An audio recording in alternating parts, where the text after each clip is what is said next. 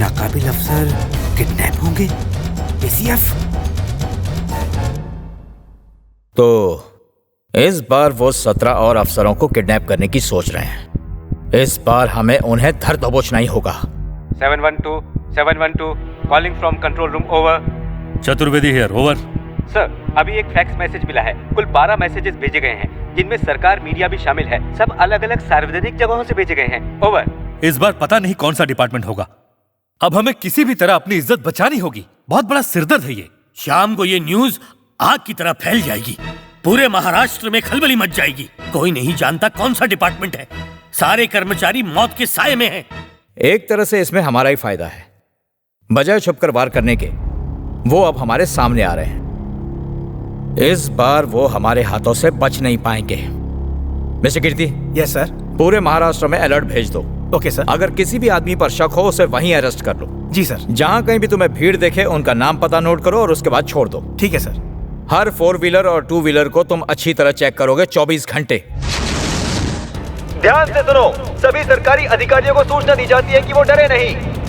अधिकारी घर पर रहने के बजाय ऑफिस में काम करें। कर्मचारी अगर किसी संदिग्ध आदमी को अपने आसपास देखे तो तुरंत पुलिस को इन्फॉर्म करने का कष्ट करें। सभी अधिकारियों को चेतावनी दी जाती है कि अनजान आदमी से दूर रहे। सारे अधिकारियों को चौकन्ने रहने की सलाह दी जाती है। सरकार यह आश्वासन देती है कि उनकी सुरक्षा के पूरे इंतजाम किए गए हैं। एसीएफ के मेंबर कहीं भी छिपे हैं, हम उन्हें जल्द ही पकड़ लेंगे। घबराने की जरूरत नहीं है। सर, आप इतने टेंशन में क्यों हो? आप ये टेबलेट ले लीजिए, आपका टेंशन कम हो जाएगा।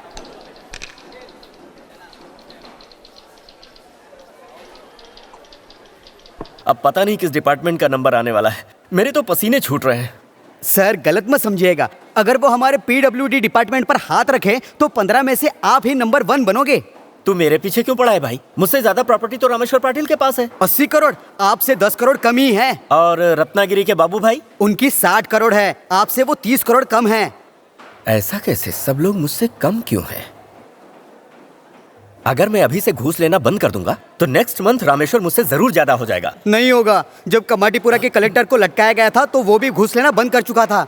पर वो रत्नागिरी का बाबू भाई, वो तो मुझसे ज्यादा घूस लेता है यार। आप नहीं जानते सर, अब वो लेने के नाम पर आपकी तनख्वाह भी नहीं लेने जाता। अरे रे रे, मैंने इतना घूस लिया ही क्यों? नमस्कार सर। वो रोड का कॉन्ट्रैक्ट आप साइन करके दे दीजिए सर। हम पहले ही 40 लाख रुपए दे चुके हैं। चाहो तो और पैसे ले लीजिए सर। कितने भले इंसान हैं आप। मैं कब से आपका इंतजार कर रहा था। इंतजार करते करते मेरा बीपी बढ़ गया था। इस सूटकेस में आपके दिए हुए 40 लाख हैं। इसे वापस अपने साथ ले जाइए। पकड़िए। रुकिए रुकिए, मेरे साथ आप बाहर आइए। आइए आइए। सुनो भाइयों, मेरे ऑफिस में कोई छुपा रुस्तम है जो मेरे घूस लेने पर यह अफवाह फैला रहा है कि मैं करप्ट हूं।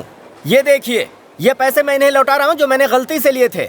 ऐसी कमाई मुझे नहीं चाहिए। मैं तो कहता हूं अगर किसी को जरूरत है तो आकर मुझसे लेकर जाए, लेकिन कभी भी घूस लेने के बारे में सोचना भी मत। अगर देश को सुधारना है तो सबसे पहले हमें सुधरना होगा। जय हिंद। अब कौन सा डिपार्टमेंट पकड़ा जाएगा पता नहीं है। सब डरे हुए हैं।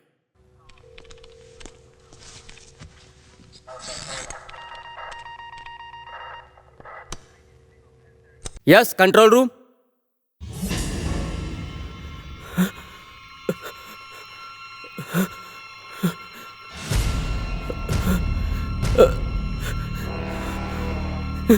सर, हम फंस गए सर। इस बार उनका हमला हमारे डिपार्टमेंट पर हुआ है सर। अब तक 8 एसपी गायब हो चुके हैं सर। हमारे ही डिपार्टमेंट पर हमला?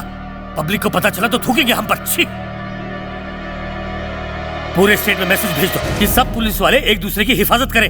हमारा तो बैंड बजा दिया इसने। डरने की कोई जरूरत नहीं है। घबराइए मत, हम सब कुछ संभाल लेंगे। पुलिस आपकी हिफाजत के लिए ही है। इस बार हम उसे ढूंढकर जरूर पकड़ लेंगे।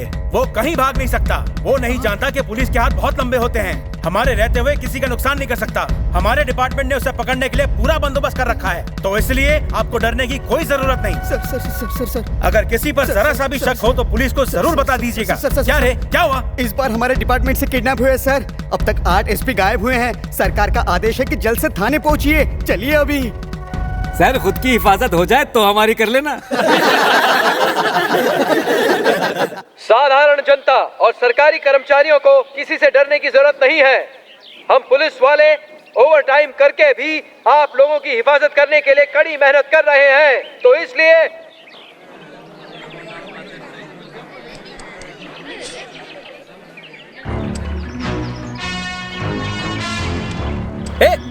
कौन हो तुम?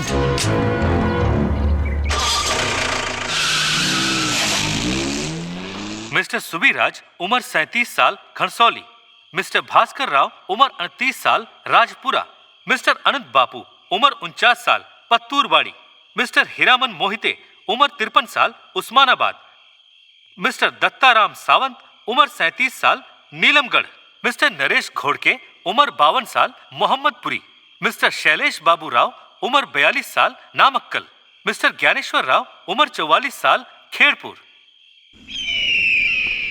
पिछले 3 दिनों से 15 पुलिस वाले पता नहीं कहां गायब हो गए हैं और गायब हुए ये पुलिस वाले एसपी रैंक के बताए जाते हैं। महाराष्ट्र पुलिस ने उन्हें खोजने के लिए अपनी कोशिशें तेज कर दी हैं। ये सरकारी कर्मचारियों के गायब होने की दूसरी बड़ी घटना है। इसकी वजह से जनता के बीच में एक दहशत का माहौल बना हुआ है। किडनैप होने की जगह पर केंद्र से अतिरिक्त पुलिस बल के जवानों को बुलाकर तैनात किया गया है। अब समाचार समाप्त हुए। ये ऑल इंडिया रेडियो है। अब पेश है भूली बिसरी यादें। अरे चलो चलो जल्दी उतरो, जिसको उतरना जल्दी आगे आ जाओ।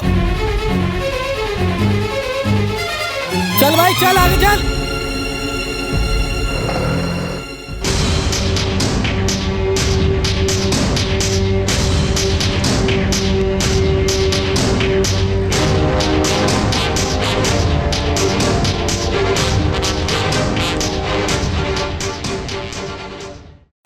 हम कोई भेड़ बकरी है जो 3 दिन से बांध कर रखा है? साले कुत्ते हमारे साथ खेल रहा है। तू पुलिस वालों को नहीं जानता, वो तेरी जबान हलक से खींच लेंगे। तू जानता तूने किसको किडनैप किया है? चुप! जानता हूं, नाम नरेश घोड़के, अंग्रेजी कैलेंडर से 1994 का साल, मार्च का महीना और तारीख 24, दिन शुक्रवार। मोहम्मदीपुर में तुमने एसपी की ड्यूटी ज्वाइन किए हुए अभी 3 दिन भी नहीं हुए थे कि जहरीली शराब पीने से 16 लोग मौत की नींद सो गए। शराब के डीलर को बचाने के लिए तूने उस हादसे को एक्सीडेंट दिखाया। जो पहली घूस तूने उससे ली वो 15 लाख की थी। तेरी पोस्टिंग तो दूसरी जगह हो गई, पर वो शराब का डीलर नहीं सुधरा। उसने फिर से 3 वारदातें ऐसी ही की। तूने उसे फिर से बचाया। फिर तेरी पोस्टिंग अमरवाड़ी में हुई। पुलिस स्टेशन के अंदर एक औरत का रेप हुआ। जब तक तू वहां पर रहा, तेरी घूस की रकम का टोटल पहुंच गया था 43 लाख के आसपास। और उसी रकम से तूने अपनी बीवी के नाम सलेलपुर खेड़ा में एक जमीन खरीदी। और उसके बाद तिमादपुर, अकोटू, तुतरिया, थाने, इन जगहों पर तेरी पोस्टिंग हुई। घूस पहुंच गई करोड़ों में। तेरी वजह से मरने वाले थे 63 लोग। मंगलवार जिस दिन तू किडनैप हुआ, शाम 4:35 पर तूने आखिरी घूस में जो रकम ली वो 6 लाख थी। हमारे देश के प्रधानमंत्री और राष्ट्रपति को भी किसी को मारने का हक नहीं है, पर तुम्हें इस हक से नवाजा गया है। जानते हो क्यों? ताकि एक पिता अपने बदमाश बच्चे को सुधारने के लिए सबक सिखा सके। कई ईमानदार पुलिस वाले कर्तव्य निभाने के लिए अपनी जान कुर्बान कर देते हैं। उनके नाम पर कलंक हो। तुम गर्व महसूस करो, तुम ही वो आदमी होगे जो पूरे डिपार्टमेंट से करप्शन दूर करेगा। मुझे मत मारो, मुझे मत मारो, मुझे माफ कर दो। माफ कर दो, यही वो शब्द है जिसे हमारे कानून से हटा देना चाहिए।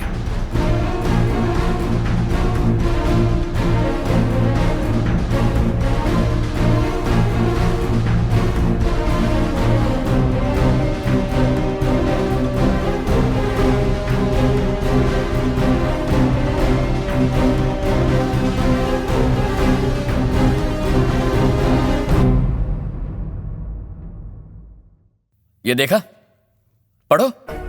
मैंने पहले भी कितनी बार कहा था, ये किसी सरफिरे अकेले इंसान का काम नहीं है, लेकिन किसी ने नहीं सुनी। अब देखो, पुलिस डिपार्टमेंट को ही सबक सिखा दिया है। ये बूढ़े जाके खोजेंगे उसे। अरे शांत हो जा, क्या कर रहा है? क्यों चिल्ला रहा है? वो लोग आते ही होंगे। आने दो। अच्छा सुन, तू इन्वेस्टिगेशन के लिए गया था ना, उसका क्या हुआ? बस वो मेरे हाथ में आ ही गया। तू झूठ तो नहीं बोल रहा? ये सलीलपुर खेड़े के सारे सरकारी कर्मचारियों के नाम हैं। सबकी छानबीन करने के बाद सिर्फ एक आदमी निकला जो घूस नहीं लेता। देखो, पहला वाला, इसने पिछले साल ही 25 एकड़ जमीन खरीदी है, तो ये नहीं है। अब ये वाला, इसने अपने बेटे के लिए इंजीनियरिंग कॉलेज की 3 लाख रुपए की फीस भरी, तो ये भी नहीं है। इसने अभी अभी एक महंगी गाड़ी खरीदी है, और इसने अपनी लड़की के दहेज में 1.5 लाख रुपए दिए हैं। ये तो बहुत करप्ट है। इन सारे लोगों ने अपनी अपनी हैसियत के हिसाब से घूस ली है, लेकिन इस 47वें आदमी ने एक पैसा घूस नहीं ली। इसका नाम कुमार है, तनख्वाह 10,000, अकाउंटेंट है, घर का किराया 3,000, एक स्कूटर है जो इंस्टॉलमेंट में लिया था, बच्चा म्यूनिसिपल स्कूल में पढ़ता है और ये अब तक लायंस क्लब में 30 बार खून डोनेट कर चुका है।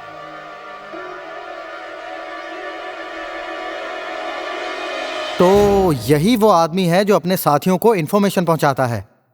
हो सकता है, चांसेस तो है।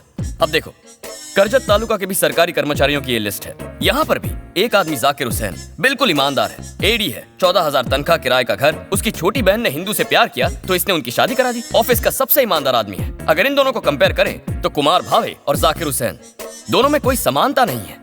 एक हिंदू है, दूसरा मुस्लिम है, एक पालमपुर स्कूल में पढ़ा है, दूसरा करजत में पढ़ा है, एक पालमपुर के रेंजर कॉलेज का है, दूसरा पुणे के बिशप कॉलेज का। हो सकता है दोनों ने जिंदगी में कभी एक दूसरे को देखा भी ना हो, फिर भी इन दोनों में कुछ तो ऐसा है जो समान है, और वो ये है इन दोनों के बीच की कड़ी। ऐसे ही आदमी महाराष्ट्र के सारे सरकारी दफ्तरों में काम करने वाले कर्मचारियों के बीच की कड़ी है। हर ऑफिस में वो अपना एक आदमी कैसे डाल सकता है? ये छोटी मछली फंसेगी तो बड़ी अपने आप पकड़ी जाएगी।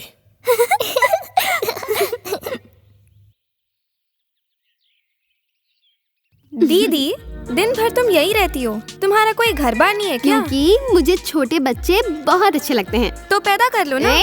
ज्यादा बोलेगा तो मार खाएगा। आंटी, महाराष्ट्र के ग्रामीण विकास मंत्रालय का चीफ सेक्रेटरी कौन है? वो मेरे अंकल का बेटा है। उनका नाम है अभय भास्कर IAS। अभय भास्कर, ABH। बेटा, अब चीफ सेक्रेटरी बदल गए हैं। अभय भास्कर नहीं है, मलय चौधरी हैं। मलय चौधरी IAS। मैं उनके ऑफिस में उनसे कल ही मिलकर आई हूँ। उनके नेम प्लेट पर उन्हीं का नाम लिखा है। बच्चों को गलत चीजें मत बताओ। झूठ नहीं बोल रही हो, यकीन करो। लगाते हो शर्त?